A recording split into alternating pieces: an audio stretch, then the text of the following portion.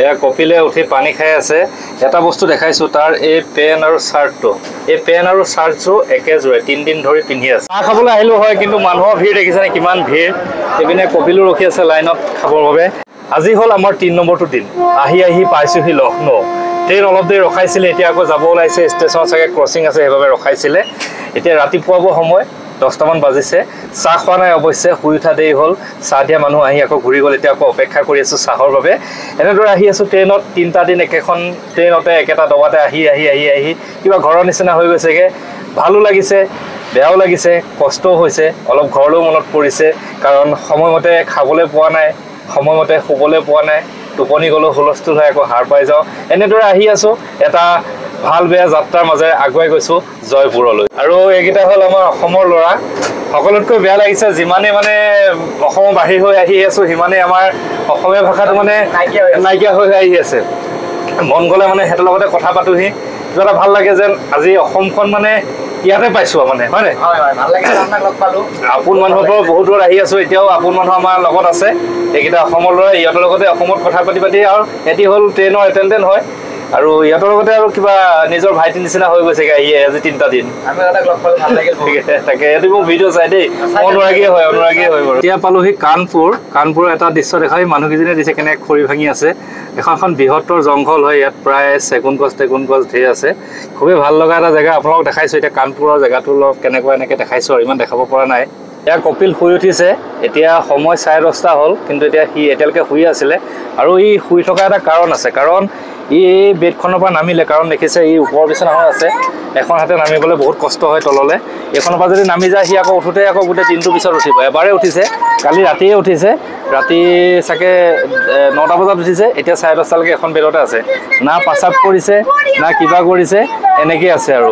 এয়াই হ'ল এটা কষ্টকৰ জাৰ্ণি। তাৰ বেছি কষ্ট হৈছে, কাৰণ এখন হাতেৰে উঠা নমা কৰিবলৈ বহুত কষ্ট হৈ যায়।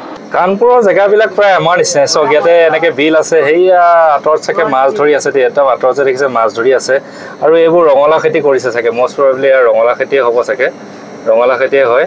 মানে প্ৰায় জেগাবিলাক দেখাত অসমৰ নিচিনাই লাগিছে। কি আৰু একেখনে পৃথিৱী, গতিকে জেগাটো প্ৰায় একেই হ'ব। একোনো কি পাৰ্থক্য থাকিব, কেৱল মানুহৰ আচাৰ ব্যৱহাৰ ভাৱ ভাষা বেলেগ হ'ব পাৰে, কিন্তু জেগা সদায় একে থাকে।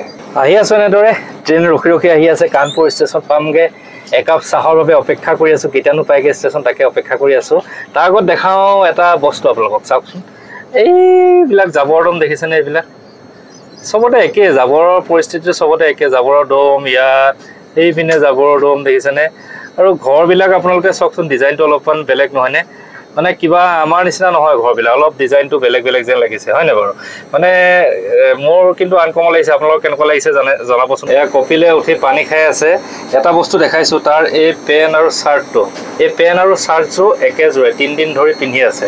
কাৰণ 3 দিন ধৰি পিন্ধি আছে মানে কেলে, ঘৰত মাকহঁতে সলাই দিয়ে বা নিজেও সলাই চেষ্টা কৰে, কিন্তু ট্ৰেইনত সলাব নোৱাৰাকৈ ট্ৰেইনখন হিলি আহে। আৰু তাতোতকৈ ডাঙৰ কথা, ই বেছিকৈ পানী খাবলৈও ভয় কৰে বা কিবা বেলেগ বস্তু খাবলৈও ভয় কৰে। বেছিকৈ পেচাব কৰিবলৈ যাবলৈ গ'লে ট্ৰেইনত এখন হাতে ধৰি ল'ব লাগিব ন, আৰু এখন হাতে পেচাব কৰিবলৈ তাৰ এখন হাতটো বেয়াই হৈ আছে। সেইবাবে ই বহুত কষ্টতে 3টা দিন অতিক্ৰম কৰি আহিছে। সেইবাবে আপোনালোকে আশীৰ্বাদ কৰিব, যাতে কপিলৰ এই যি কষ্ট ত্যাগ, এই সফল হৈ আমি জয়পুৰৰ পৰা ঘূৰি আহিব পাৰোঁ। মোৰ বেয়া লাগিছে।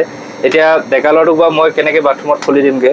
মই কৈছিলোঁ খুলি দিম নেকি, সি কৈছে নালাগে, আপুনি দাদা কৰিব নালাগে, এনেকৈ থাকিম দিয়ক। সেইবাবে একেযোৰ চোলা পেণ্ট পিন্ধিয়ে আজি 3টা দিন সম্পূৰ্ণ কৰিলে পামগৈ। আৰু বাবা চিন্তা নকৰিবা দেই, কষ্ট হৈছে, বহুত কষ্ট হৈছে। মই ভাষাৰে বুজাব নোৱাৰোঁ কিমান কষ্ট হৈছে ল'ৰাটো। এখন হাতেৰে কেনেকৈ উঠিছে ওপৰত, এখন হাতেৰে কাৰণে সি পেচাব কৰিব যোৱা নাই, লেট্ৰিন কৰিব যোৱা নাই, একো মানে বেছি হেভি ফুড খোৱা নাই, লঘু আহাৰ মানে গ্ৰহণ কৰি এনেকৈ চলি আহিছে। চ' ভগৱানৰ আশীৰ্বাদ কৰিব, এই কষ্ট যাতে সফল হয়। আৰু এটা কথা এডোখৰ নক'লে বেয়া হ'ব, এই কপিলক মানে আপোনাৰ যিকোনো ক্ষেত্ৰত সহায় কৰি আছে এই ল'ৰাকেইটাই। আমাৰ যিকেইটা অসমৰ ল'ৰা আছে, এই তোমাৰ নামটো কি আছিলে? ৰহিম চৰকাৰ। আৰু তোমাৰ নামটো? চাইফুদ্দিন। আৰু তোমাৰ? ইন্দ্ৰম। সিহঁতি মানে যিকোনো ক্ষেত্ৰত ধৰি লওক, এই পানী টেপটো এনেকৈ এতিয়া খুলিব লাগে, এনেকৈ সিহঁতি ধৰি দিব, এদি মুখ ধুৱে, তেনেকুৱা ধৰণে সিহঁতি সহায় কৰি আহিছে। মই কৈছোঁৱেই, প্ৰত্যেকজন অসমীয়াই অসমীয়াৰ বাবে, মানুহে মানুহৰ বাবে। মই য'তে যাওঁ, মই যেনেদৰে মানুহৰ বাবে নিস্বাৰ্থভাৱে কাম কৰোঁ, তেনেদৰে মোৰ বাবেও নিস্বাৰ্থভাৱে কাম কৰা মানুহ পাইছোঁ এই ট্ৰেইনত। ভগৱান আছে, সিহঁতক লগ পাই দিছে।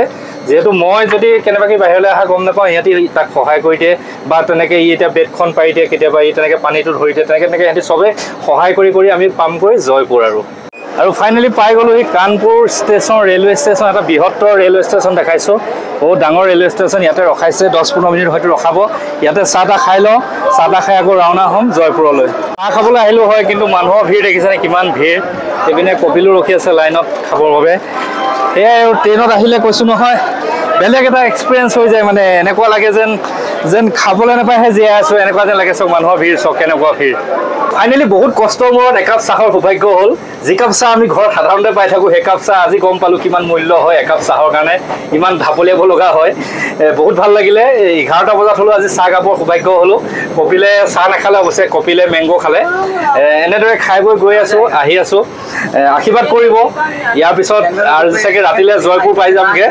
জয়পুৰ পাওঁতে চাগে ৰাতি হ'ব এইটো নেক্সট ব্লগ হ'ব আজি এইটো 3 নম্বৰ দিনা 3 নম্বৰটো ব্লগ বনালোঁ বহুত কষ্টৰে আহি আছোঁ আৰু মোৰ ঘৰত কেনে আছে কি আছে সকলো মই খবৰ পাই থকা নাই কাৰণ মোবাইলৰ নেটৱৰ্ক নাপায় ট্ৰেইনত য'ত নেটৱৰ্ক পাইছে ভিডিঅ'টো বনাই পেলাই আপলোড দিছোঁ আৰু মোৰ ওচৰৰ মানুহকো কৈছোঁ মা দেউতা কেনেকৈ আছে খবৰ খাতি ল'ব আৰু মা দেউতাক নজনাব যে ইমান কষ্টত আহি আছোঁ কাৰণ মা দেউতাই বহুত মনত দুখ পাব যে গৈছে ইমান কষ্টৰে গৈছে খাবলৈও ভালকৈ পোৱা নাই সেইবিলাক নজনাব মাত্ৰ মা দেউতা যিখিনি মোৰ গাঁৱৰ মানুহ ওচৰৰ মানুহ আছে ভালে আছে নাই এবাৰ খবৰ খাতি লৈ থাকিব মা দেউতাই বহুত ত্যাগ কৰি পঠিয়াইছে আৰু মা দেউতাৰ যি ত্যাগ সেই ত্যাগৰ মূল্য দিব লাগিব সেই কষ্টৰ মূল্য দিব লাগিব আৰু সেই কষ্টৰ মূল্য দি এই ল'ৰাজনক আমি ভালকৈ আনিব লাগিব মা দেউতাই চাগে ভাবিছে বহুত ভালকৈ আছোঁ কিন্তু খোৱা বোৱাৰ ক্ষেত্ৰত বহুত কষ্ট পাই আছোঁ এনেদৰে চাহ খাবৰ কাৰণে ঢপলিয়াব লগা হয় চ' ইমানখিনিয়ে কথা যেনেকৈ হ'লেও জয়পুৰ পামগৈ আজি ৰাতিলৈ ভিডিঅ' চাই থাকিব দি থাকিম প্ৰত্যেক দিনে ছাপোৰ্ট কৰি যাব প্ৰত্যেকটো ভিডিঅ' যিমান পাৰে শ্বেয়াৰ কৰিব অন্তৰৰ পৰা শ্বেয়াৰ কৰিব নিস্বাৰ্থভাৱে শ্বেয়াৰ কৰিব কাৰণ নিস্বাৰ্থভাৱে মই